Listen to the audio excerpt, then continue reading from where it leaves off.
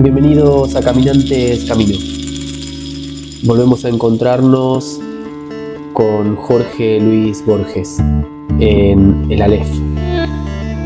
Si te gusta esta obra, te invito a que recorras el canal para descubrir el resto del contenido. Abrimos página en el cuento El Aleph. Oh God, I could be bounded in a nutshell and count myself a king of infinite space. Hamlet 2:2. But they will teach us that eternity is the standing still of the present time, and now stands, as the schools call it, which neither they nor any else understand, no more than they would a hic stands for an infinite greatness of place. Leviatán 4:46. La candente mañana de febrero en que Beatriz Viterbo murió, después de una imperiosa agonía que no se rebajó un solo instante ni al sentimentalismo ni al miedo. Noté que las carteleras de fierro de la Plaza Constitución habían renovado no sé qué aviso de cigarrillos rubios. El hecho me dolió, pues comprendí que el incesante y vasto universo ya se apartaba de ella, y que ese cambio era el primero de una serie infinita. Cambiará el universo, pero yo no, pensé con melancólica vanidad. Alguna vez, lo sé, mi vana devoción la había exasperado. Muerta, yo podía consagrarme a su memoria, sin esperanza, pero también sin humillación. Consideré que el 30 de abril era su cumpleaños.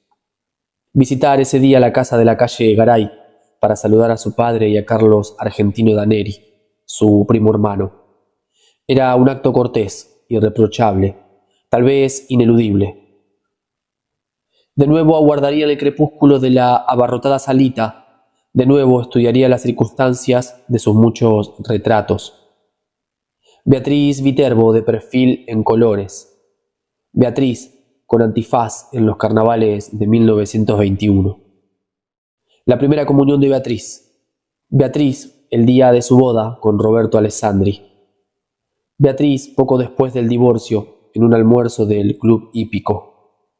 Beatriz en Quilmes con Delia San Marco Porcel y Carlos Argentino.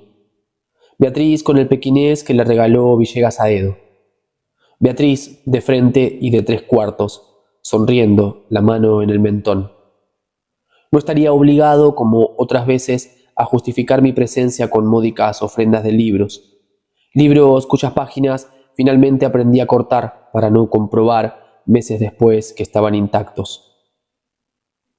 Beatriz Viterbo murió en 1929. Desde entonces no dejé pasar un 30 de abril sin volver a su casa. Yo solía llegar a las 7:15 y quedarme unos 25 minutos. Cada año aparecía un poco más tarde y me quedaba un rato más. En 1933 una lluvia torrencial me favoreció. Tuvieron que invitarme a comer. No desperdicié, como es natural, ese buen precedente. En 1934 aparecí, ya dadas las 8, con un alfajor santafesino. Con toda naturalidad me quedé a comer. Así, en aniversarios melancólicos y vanamente eróticos, recibí las graduales confidencias de Carlo Argentino Daneri. Beatriz era alta, frágil, muy ligeramente inclinada. Había en su andar, si el oxímoron es tolerable, una como graciosa torpeza, un principio de éxtasis.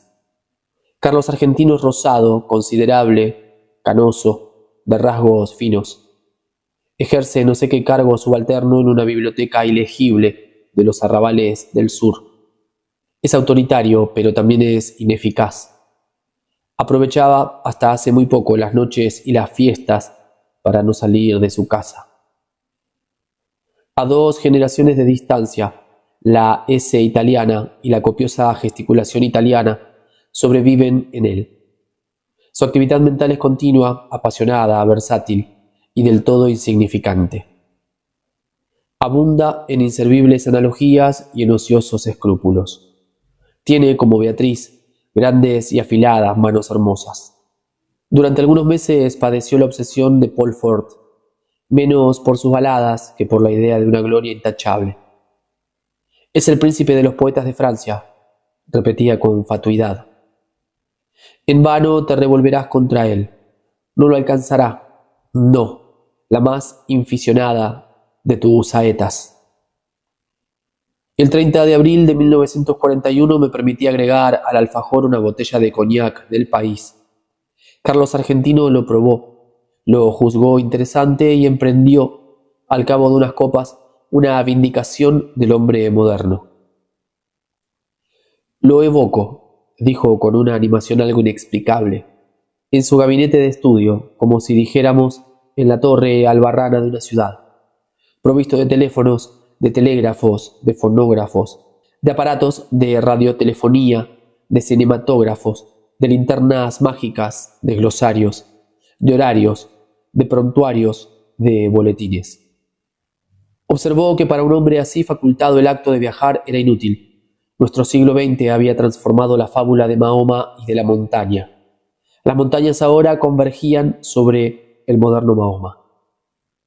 Tan ineptas me parecieron esas ideas, tan pomposa y tan vasta su exposición, que las relacioné inmediatamente con la literatura. Le dije que por qué no las escribía. Previsiblemente respondió que ya lo había hecho. Esos conceptos y otros no menos novedosos figuraban en el canto augural, canto prologal o simplemente canto prólogo de un poema en el que trabajaba hacía muchos años. Sin réclame, sin bullanga ensordecedora, siempre apoyado en esos dos báculos que se llaman el trabajo y la soledad. Primero abría las compuertas a la imaginación, luego hacía uso de la lima. El poema se titulaba La Tierra. Tratábase de una descripción del planeta, en la que no faltaban, por cierto, la pintoresca digresión y el gallardo apóstrofe. Le rogué que me leyera un pasaje, aunque fuera breve. Abrió un cajón del escritorio, sacó un alto legajo de hojas de bloque estampadas, con el membrete de la biblioteca Juan Crisóstomo Lafinur, y leyó con sonora satisfacción. He visto, como el griego, las urbes de los hombres, los trabajos, los días de varia luz, el hambre. No corrijo los hechos, no falseo los nombres, pero el boyaje que narro es autor de machambre. Estrofa a todas luces interesantes, dictaminó. El primer verso granjea el aplauso del catedrático o del académico, del helenista, cuando no de los eruditos a la Violeta, sector considerable de la opinión. El segundo pasa de Homero a Hesíodo, todo un implícito homenaje en el frontis del flamante edificio al padre de la poesía didáctica. No sin remozar un procedimiento cuyo abolengo está en la escritura, la enumeración, congerie o conglobación. El tercero, barroquismo, decadentismo, culto depurado y fanático de la forma, consta de dos hemistiquios gemelos. El cuarto, francamente bilingüe, me asegura el apoyo incondicional de todo espíritu sensible a los desenfadados envites de la facesia. Nada diré de la rima rara ni de la ilustración que me permite, sin pedantismo.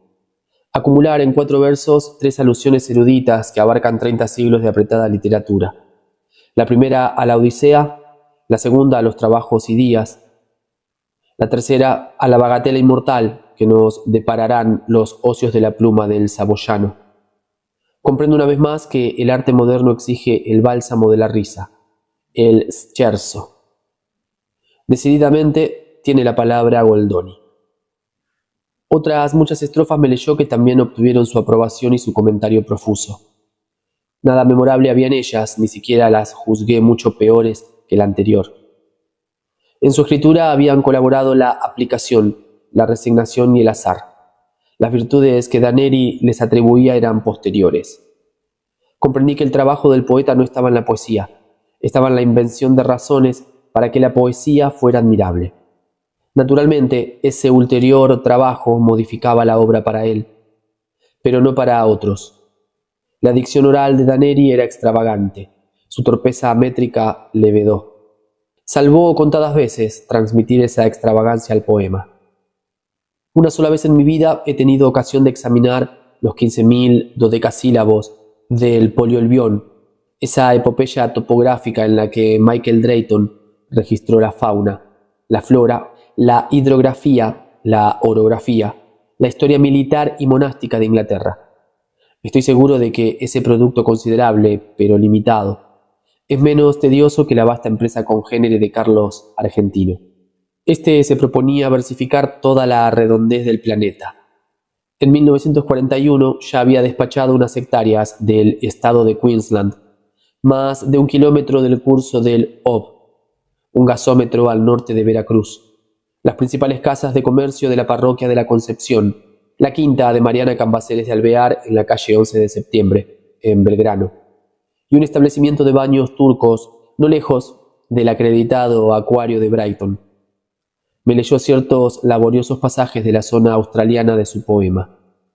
Esos largos e informes alejandrinos carecían de la relativa agitación del prefacio. Copio una estrofa. Sepan, a man derecha del poste rutinario, viviendo, claro está, desde el noroeste, se aburre una osamenta, color blanquiceleste, que da al corral de ovejas catadura de osario. Dos audacias, gritó con exultación. Rescatadas, te oigo mascullar por el éxito.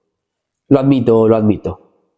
Una, el epíteto rutinario, que certeramente denuncia en passant el inevitable tedio inherente a las faenas pastoriles y agrícolas. Tedio que ni las geórgicas ni nuestro ya laureado Don Segundo se atrevieron jamás a denunciar así, al rojo vivo.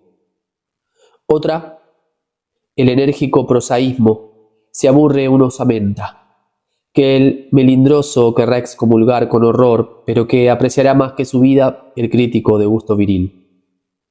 Todo el verso, por lo demás, es de muy subidos quilates. El segundo hemistiquio entabla animadísima charla con el lector, se adelanta a su viva curiosidad, le pone una pregunta en la boca y la satisface, al instante. ¿Y qué me dices de ese hallazgo, blanquiceleste? El pintoresco neologismo sugiere el cielo, que es un factor importantísimo del paisaje australiano.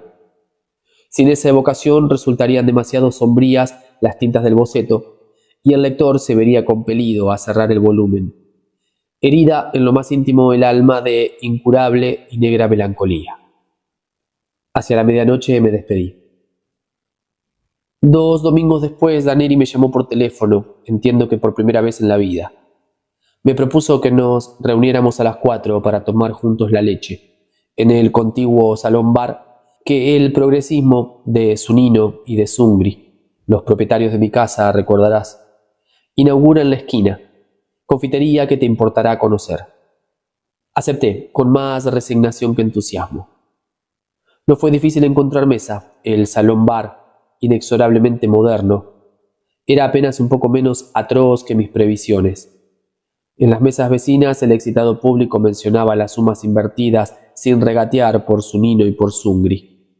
Carlos Argentino fingió asombrarse de no sé qué primores de la instalación de la luz, que sin duda ya conocía, y me dijo con cierta severidad: mal de tu grado habrás de reconocer que este local se parangona con los más encopetados de Flores.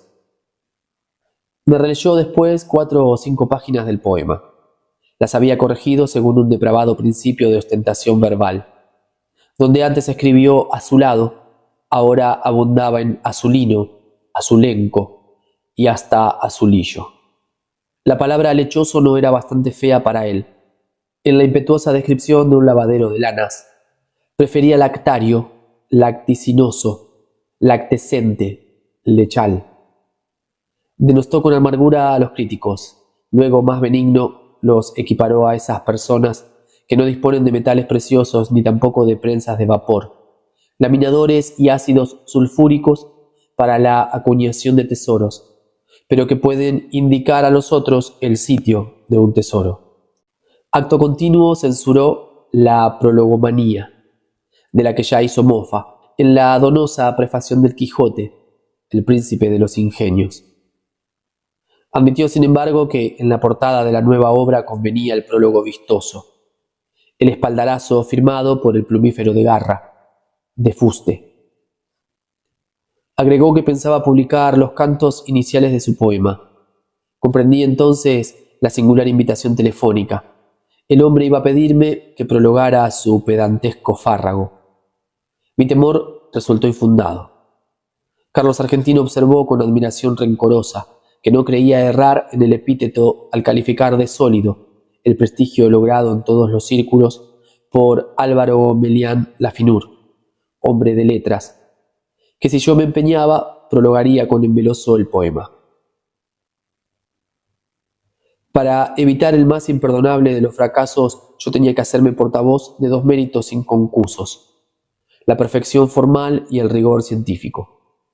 Porque ese dilatado jardín de tropos, de figuras, de galanuras, no tolera un solo detalle que no confirme la severa verdad. Agregó que Beatriz siempre se había distraído con Álvaro. Asentí, profusamente asentí. Aclaré para mayor verosimilitud que no hablaría el lunes con Álvaro, sino el jueves, en la pequeña cena que suele coronar toda reunión del club de escritores. No hay tales cenas, pero es irrefutable que las reuniones tienen lugar los jueves, hecho que Carlos Argentino Daneri podía comprobar en los diarios y que dotaba de cierta realidad a la frase. Dije, entre adivinatorio y sagaz, que antes de abordar el tema del prólogo describiría el curioso plan de la obra. Nos despedimos. Al doblar por Bernardo de Irigoyen encaré con toda imparcialidad los porvenires que me quedaban. Hablar con Álvaro y decirle que el primo hermano, aquel de Beatriz, ese eufemismo explicativo me permitiría nombrarla. Había elaborado un poema que parecía dilatar hasta lo infinito las posibilidades de la cacofonía y del caos. No hablar con Álvaro. Preví lúcidamente que mi desidia optaría por B.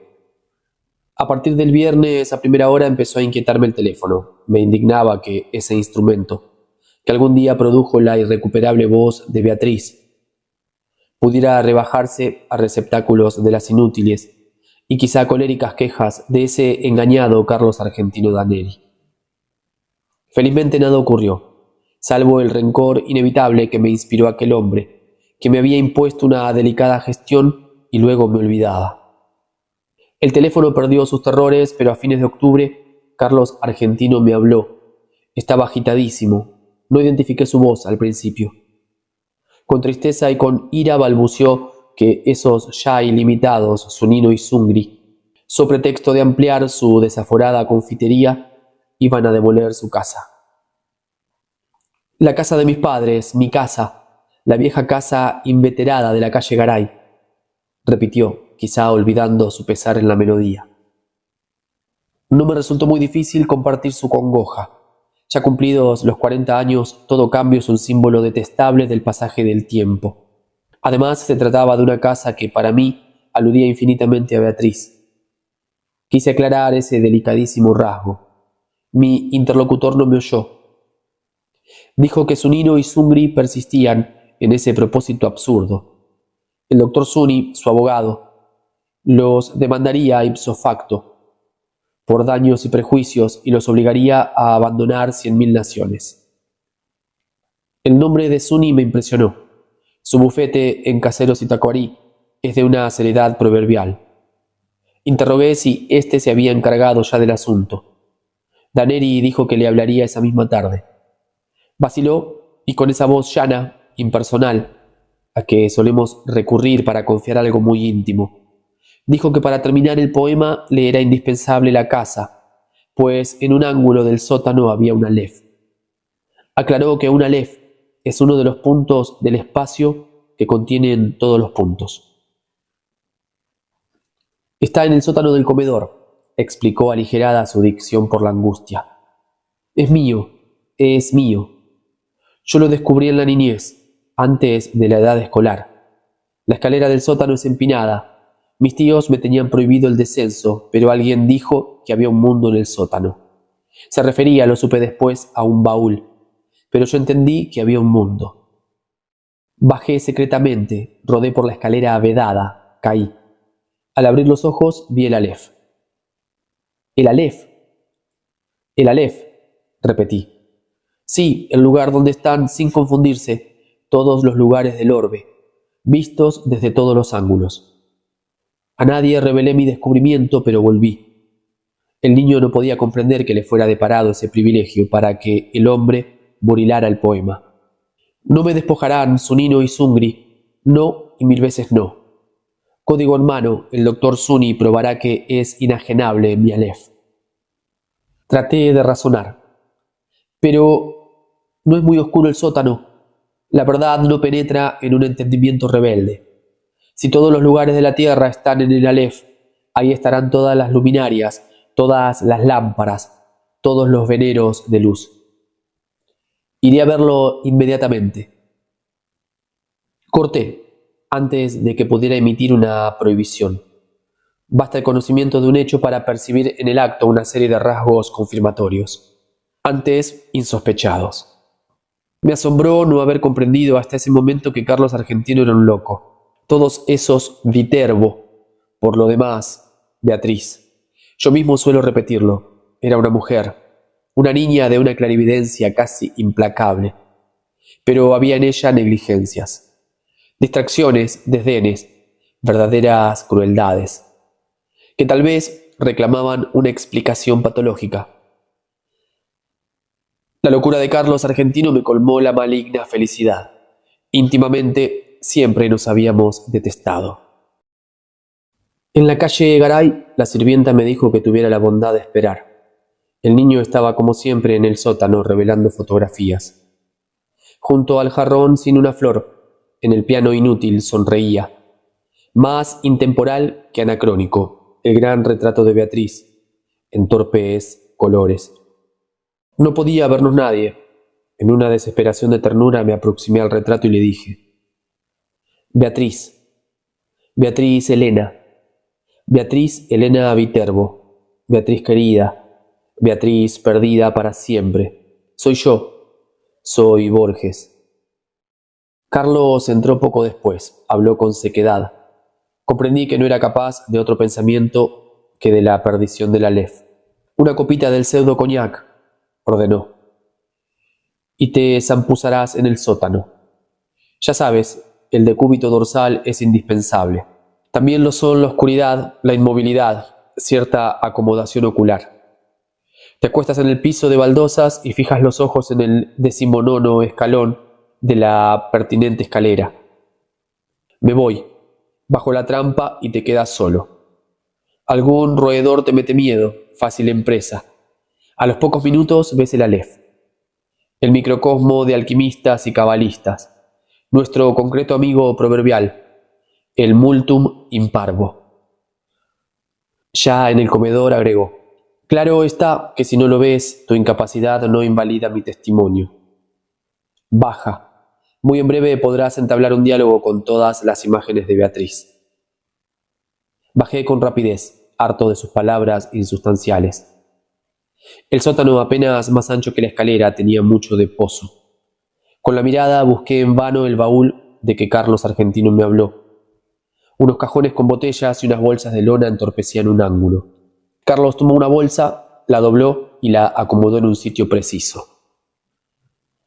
La almohada es humildosa, explicó, pero si la levanto un solo centímetro no verás ni una pizca y te quedas corrido y avergonzado.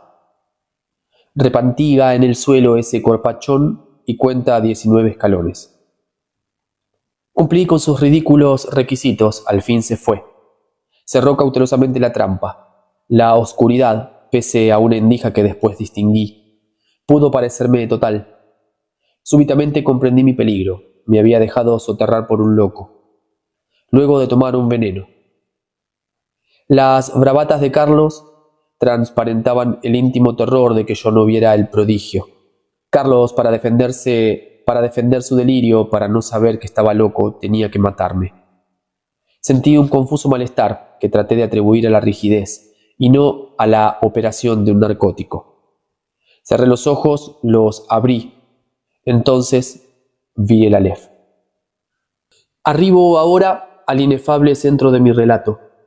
Empieza aquí mi desesperación de escritor.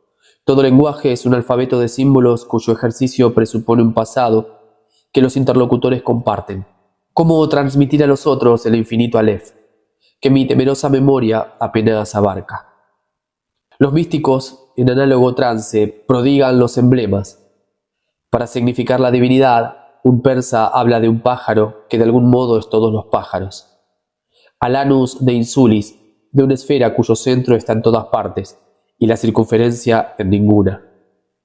Ezequiel, de un ángel de 4 caras que a un tiempo se dirige al oriente y al occidente, al norte y al sur. No en vano rememoro esas incontestables analogías. Alguna relación tienen con el Aleph. Quizá los dioses no me negarían el hallazgo de una imagen equivalente, pero este informe quedaría contaminado de literatura, de falsedad. Por lo demás, el problema central es irresoluble. La enumeración, siquiera parcial, de un conjunto infinito. En ese instante gigantesco he visto millones de actos deleitables o atroces. Nunca me asombró como el hecho de que todos ocuparan el mismo punto, sin superposición y sin transparencia. Lo que vieron mis ojos fue simultáneo. Lo que transcribiré es sucesivo, porque el lenguaje lo es. Algo, sin embargo, recogeré. En la parte inferior del escalón hacia la derecha vi una pequeña esfera atornasolada, de casi intolerable fulgor. Al principio la creí giratoria. Luego comprendí que ese movimiento era una ilusión producida por los vertiginosos espectáculos que encerraba. El diámetro del Aleph sería de 2 o 3 centímetros, pero el espacio cósmico estaba ahí, sin disminución de tamaño. Cada cosa, la luna del espejo, digamos, era infinitas cosas, porque yo claramente la veía desde todos los puntos del universo. Vi el populoso mar, vi el alba y la tarde, vi las muchedumbres de América. Vi una plateada telaraña en el centro de una negra pirámide. Vi un laberinto roto, era Londres. Vi interminables ojos inmediatos escrutándose en mí como en un espejo. Vi todos los espejos del planeta y ninguno me reflejó. Vi en un traspatio de la calle Soler las mismas baldosas que hace 30 años vi en el zaguán de una casa en Fray Bentos. Vi racimos, nieve, tabaco, vetas de metal, vapor de agua. Vi convexos desiertos ecuatoriales y cada uno de sus granos de arena. Vi en Inverness a una mujer que no olvidaré. Vi la violenta cabellera, el altivo cuerpo. Vi un cáncer en el pecho. Vi un círculo de tierra seca en una vereda, donde antes hubo un árbol.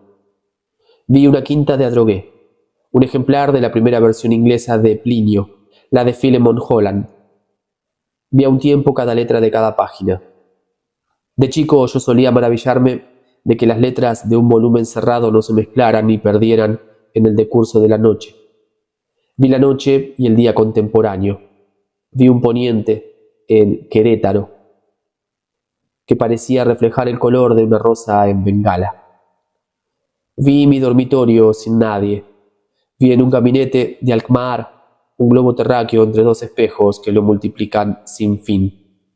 Vi caballos de crin arremolinada en una playa del mar Caspio en el alba. Vi la delicada osatura de una mano. Vi a los sobrevivientes de una batalla enviando tarjetas postales. Vi en un escaparate de Mirzapur una baraja española. Vi las sombras oblicuas de unos helechos en el suelo de un invernáculo. Vi tigres, émbolos, bisontes, marejadas y ejércitos. Vi todas las hormigas que hay en la tierra. Vi un astrolabio persa. Vi en un cajón del escritorio, y la letra me hizo temblar, cartas obscenas, increíbles, precisas, que Beatriz había dirigido a Carlos Argentino. Vi un adorado monumento en la Chacarita. Vi la reliquia atroz de lo que deliciosamente había sido Beatriz Viterbo. Vi la circulación de mi oscura sangre. Vi el engranaje del amor y la modificación de la muerte. Vi el Aleph. Desde todos los puntos. Vi en el Aleph la tierra, y en la tierra otra vez el Aleph, y en el Aleph la tierra. Vi mi cara y mis vísceras, vi tu cara, y sentí vértigo y lloré, porque mis ojos habían visto ese objeto secreto y conjetural, cuyo nombre usurpan los hombres, pero que ningún hombre ha mirado, el inconcebible universo. Sentí infinita veneración, infinita lástima. Tarumba habrás quedado de tanto curiosear donde no te llaman, dijo una voz aborrecida y jovial. Aunque te devanes los sesos, no me pagarás en un siglo esta revelación. ¡Qué observatorio formidable, che Borges! Los zapatos de Carlos Argentino ocupaban el escalón más alto. En la brusca penumbra, acerté a levantarme y a balbucear. Formidable. Sí, formidable. La indiferencia de mi voz me extrañó. Ansioso, Carlos Argentino insistía. ¿Lo viste todo bien, en colores? En ese instante concebí mi venganza. Benévolo, manifiestamente apiadado, nervioso, evasivo. Agradecí a Carlos Argentino Daneri la hospitalidad de su sótano y lo insté a aprovechar la demolición de la casa para alejarse de la perniciosa metrópoli, que a nadie, créame que a nadie perdona. Me negué con suave energía a discutir el Aleph. Lo abracé al despedirme y le repetí que el campo y la serenidad son dos grandes médicos. En la calle, en las escaleras de Constitución, en el subterráneo, me parecieron familiares todas las caras. Temí que no quedara una sola cosa capaz de sorprenderme. Temí que no me abandonara jamás la impresión de volver. Felizmente, al cabo de unas noches de insomnio, me trabajó otra vez el olvido. Postdata del 1 de marzo de 1943. A los 6 meses de la demolición del inmueble de la calle Garay, la editorial Procusto no se dejó arredrar por la longitud del considerable poema y lanzó al mercado una selección de trozos argentinos. Huelga a repetir lo ocurrido. Carlos Argentino Daneri recibió el segundo Premio Nacional de Literatura.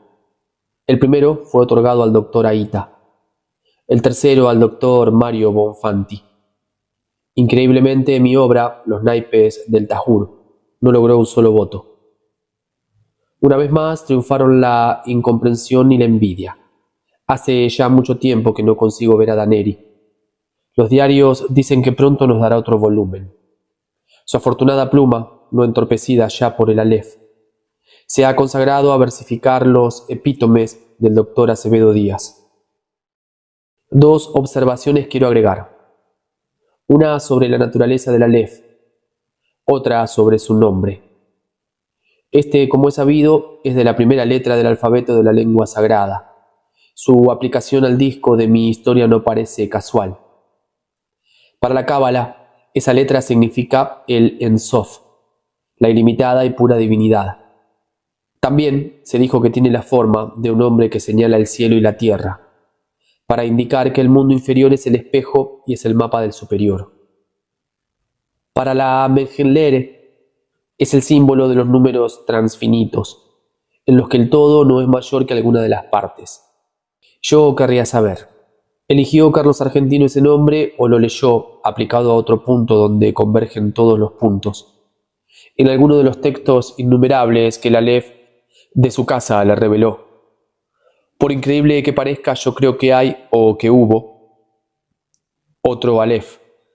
Yo creo que el Aleph de la calle Garay era un falso Aleph. Doy mis razones. Hacia 1867 el capitán Burton ejerció en el Brasil el cargo de cónsul británico.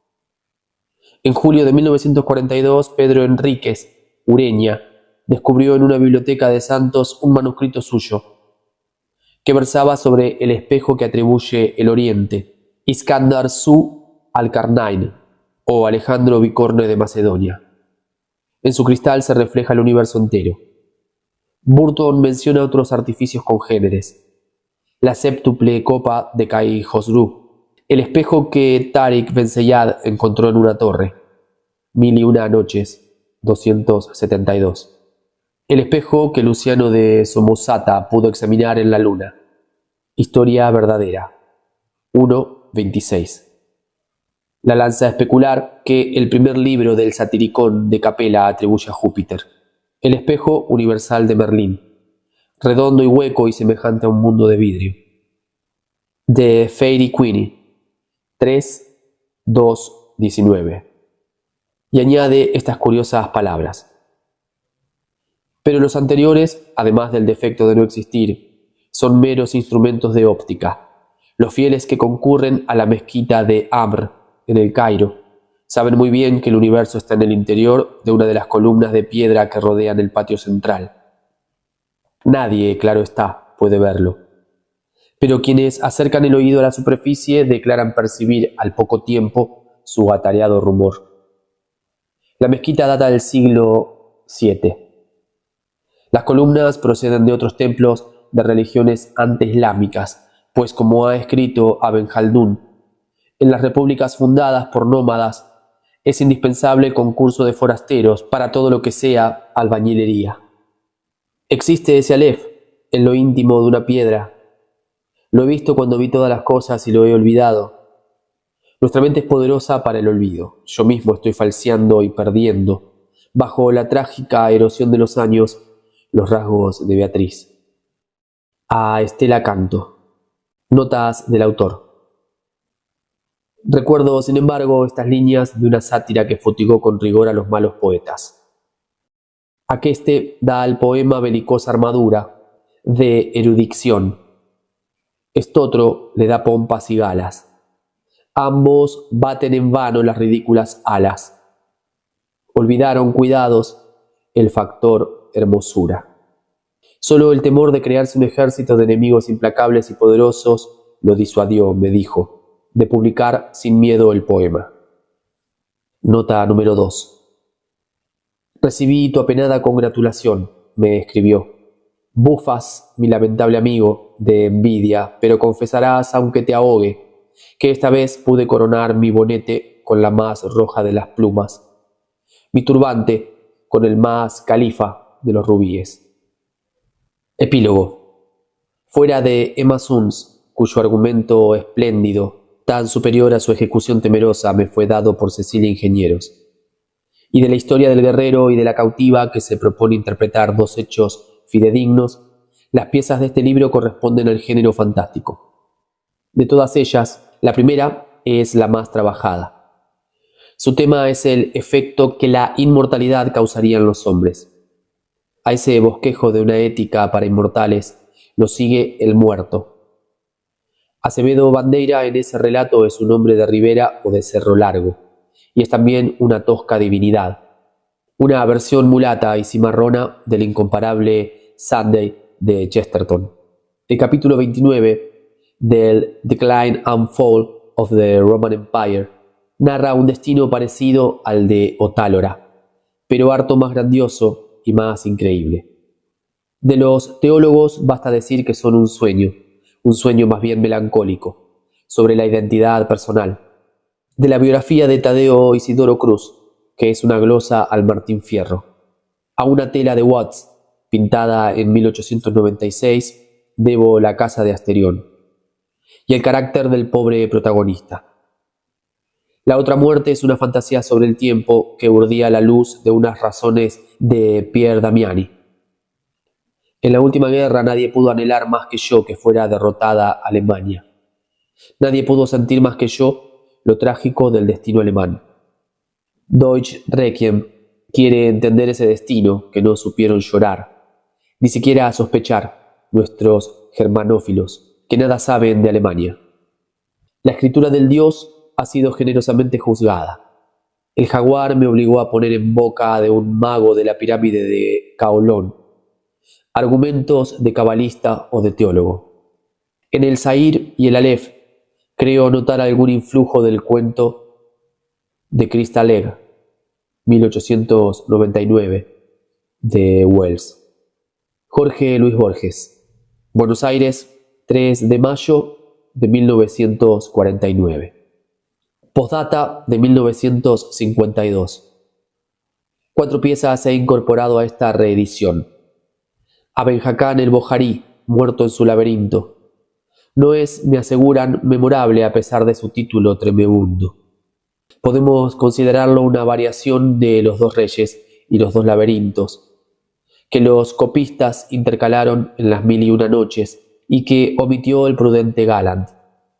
De La espera diré que lo sugirió una crónica policial que Alfredo Doblas me leyó, hará 10 años, mientras clasificábamos libros según el manual del Instituto Bibliográfico de Bruselas, código del que todo he olvidado, salvo que a Dios le corresponde la cifra 231. El sujeto de la crónica era turco, lo hice italiano para intuirlo con más facilidad. La momentánea y repetida visión de un hondo conventillo que hay a la vuelta de la calle Paraná, en Buenos Aires, me deparó la historia que se titula El hombre en el umbral. La situé en la India para que su inverosimilitud fuera tolerable. Final de la lectura de este cuento, del epílogo y de la obra completa, El Aleph. Agradecido de compartir psicorregión con este, a mi parecer, gran artista dador de brújula. Gracias Jorge Luis Borges, gracias a todos quienes de una u otra manera comparten brújula. Gracias por los encuentros, gracias por compartir. Hasta la próxima aventura. Un gran abrazo.